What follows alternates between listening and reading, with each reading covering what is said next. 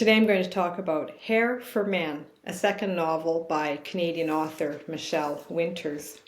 Her first book, I'm a Truck, was a 2017 Scotiabank Giller Prize finalist, and Hair for Men has been identified by the CBC, Indigo, and Globe and Mail as one of the finest Canadian novels from 2024. This little book is worth a read. It really drew me in and grew on me as I joined protagonist Louise on her journey from teenager to mature woman. When I read the first page, I thought, oh, this is going to be really hard and gruesome. But spoiler alert, Louise doesn't actually have any body parts in bags.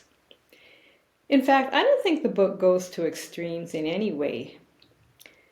Instead of simply being negative towards men, as some feminist novels tend to do, Michelle Winters portrays men as having a vulnerable side that needs to be drawn out and empowers women to determine for themselves how they want to feel and act towards men. Louise is 16 when she looks back at her father's attempts to toughen her up for the world and maybe give her a lesson about men, while instilling in her a love for cutting men's hair. She's tall and well-developed and becomes victimized by some loathsome teenage boys, which burns in her a rage towards men.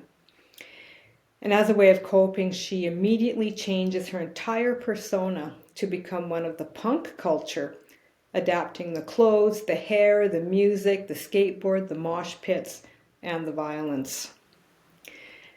As a 19-year-old, Louise acquires what seems to be a dream job in a men's salon, Hair for Men, tucked far away in a dark industrial area where men are more free to show their vulnerable side.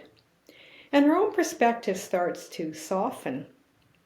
But this whole world is blown apart suddenly, and Louise escapes to the east coast of Canada, where she starts a job as a dockmaster at a marina. And it's here that she's able to, over many years, reset her views and emotions with some new acquaintances and a blast from the past. Somehow this book manages to combine some harshness with tenderness and plenty of words of wisdom, all with the underlying influence of one of Canada's most popular bands, the Tragically Hip, who just might be a symbol or metaphor for the whole meaning behind this novel. And now that's some writing skill. It's a fast and entertaining read, and I just might read it again because I'm pretty sure that I missed out on some of the value of this book and some of the Canadiana casually tossed in, such as Tim Hortons and Alanis Morissette and Moosehead Lager. And next time I'll keep a pen and a paper handy to note all the Canadian references. Oh, and this would be a great book for an open-minded book club discussion. Hair for Men by Michelle Winters.